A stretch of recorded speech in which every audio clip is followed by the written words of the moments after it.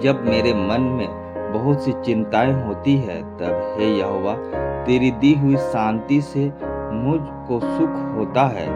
भजन संहिता 94 का 19। कई बार हम अपने जीवन में हुई अनपेक्षित घटनाओं के कारण घबरा जाते हैं। ऐसी स्थिति में अन्य लोग इसमें निहित अधिकारों का पूरा लाभ उठा जाते हैं। यह वह समय होता है जब हम दुखी होते हैं और ढेरों चिंताओं से उभरने के लिए संघर्ष कर रहे होते हैं। इन कठिन परिस्थितियों में हमें शक्ति देने के लिए ही हमारे प्रभु यीशु ने हमें पवित्र आत्मा दी है। हमारे प्रभु यीशु की मृत्यु के बाद चेलों की हालत दयनीय थी और वे सब अपने भविष्य को लेकर चिंतित और असुरक्षित महसूस कर रहे थे। वे डरे हुए थे। उन्होंने अपने आप को एक कमरे में बंद कर रखा था। इसी समय प्रभु यीशु आए और उनके बीच में खड़े होकर कहने लगे कि तुम्हें शांति मिले। यूहन्ना 20 का 19। उसने उन्हें जागते रहने और प्रार्थना करते रहने के लिए कहा ताकि उन्हें दूसरा सहायक अर्थात पवित्र आत्मा दिया जाए जो सर्वदा उनके साथ रहे। प्रेरितों के काम 1 का 5, यूहन्ना 14 का 16।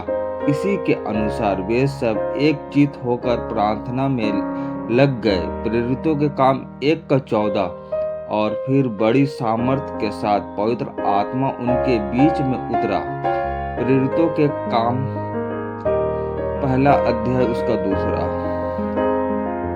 उनके जीवन बदल गए और उनकी चिंताएं गायब हो गए। अब परमेश्वर उनके जीवनों को बदलकर दूसरे लोगों को शांति देने के लिए प्रयोग कर रहा है। प्रेरितों के काम 4:13, 5 का 15 और 16। परिवार की इकलौती संतान की मृत्यु हो गई और माता पिता बिल्कुल टूट गए और बेहद गम में डूब गए। रिश्तेदारों की भी समझ में नहीं आ रहा था कि आखिर उन्हें तसल्ली दी जाए तो कैसे। जब तक ये रिश्तेदार यह समझ पाते, तब तक इन अभिभावकों ने अपनी चिंताओं को एक तरफ किया और पूरे दिल से और खुशी से परमेश्वर की सेवा करने लगे। बाकी सभी बड़ी हैरत से पूछने लगे कि आखिर ये कैसे संभव हो सकता है। इस वक्त वे सेवा किस तरह कर पा रहे हैं। परंतु इन अभिभावकों ने जवाब दिया कि हमारा पवित्र आत्मा द्वारा अभिषेक किया गया है, वही हमें शांति दे रहा है। अब अपने बच्चे के लिए रोने से क्या फायदा।